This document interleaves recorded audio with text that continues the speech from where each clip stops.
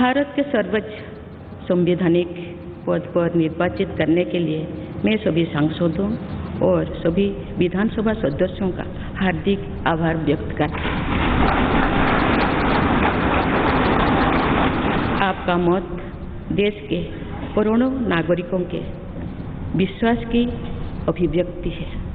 मैं भारत के समस्त नागरिकों की आशा, आकांक्षा और अधिकारों की प्रतीक इस पवित्र संसद से सभी देशवासियों का पूरी विनम्रता से अभिनंदन करता हूँ।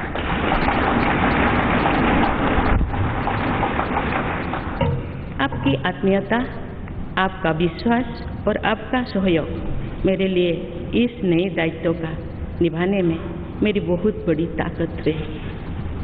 मुझे राष्ट्रपति के रूप में देश ने एक ऐसे महत्वपूर्ण कालखंड में चुना है जब हम अपनी आज़ादी का अमृत महोत्सव मना रहे हैं।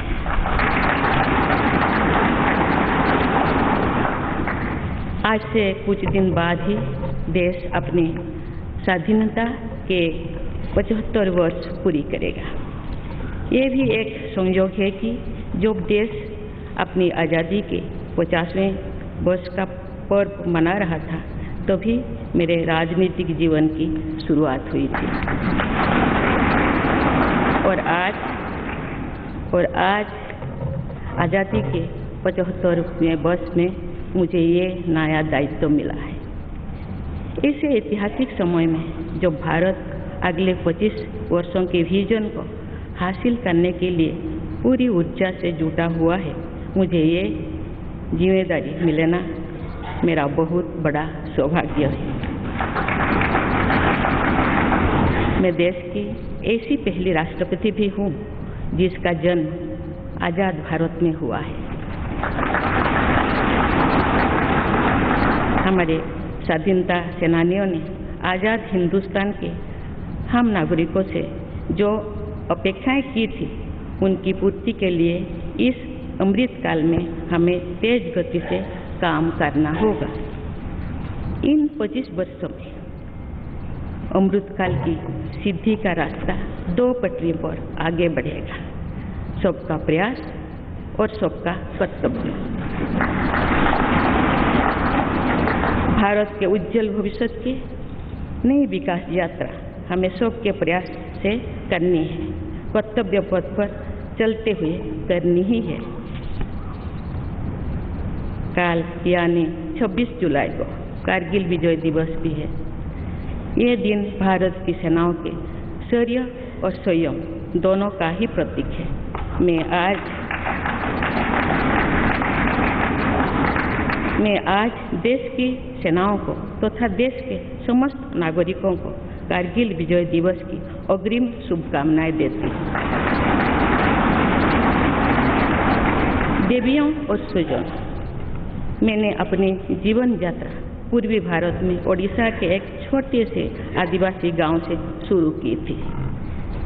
मैं जिस पृष्ठभूमि से आती हूँ वहाँ मेरे लिए प्रारंभिक शिक्षा प्राप्त करना भी एक सपने जैसा ही था, लेकिन अनेक बाधाओं के बावजूद मेरा संकल्प दृढ़ रहा और मैं कॉलेज जाने वाली अपने गांव की पहली बेटी थी।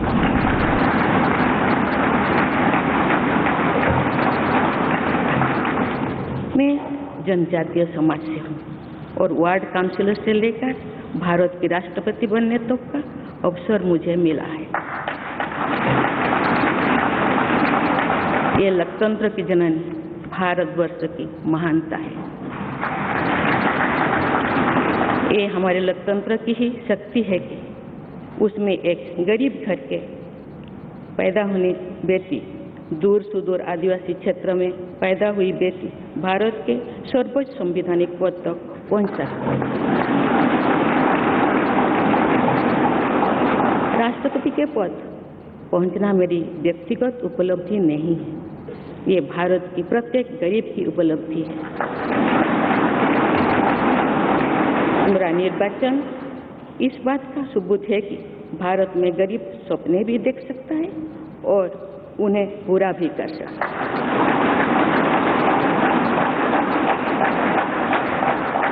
और ये मेरे लिए बहुत संतोष की बात है कि जो सदियों से वंचित रहे, जो जीवन विकास के लाभ से दूर रहे, वे गरीब, दलित, पिछड़े तथा आदिवासी मुझे ये अपना प्रतिबिंब देख सकते हैं।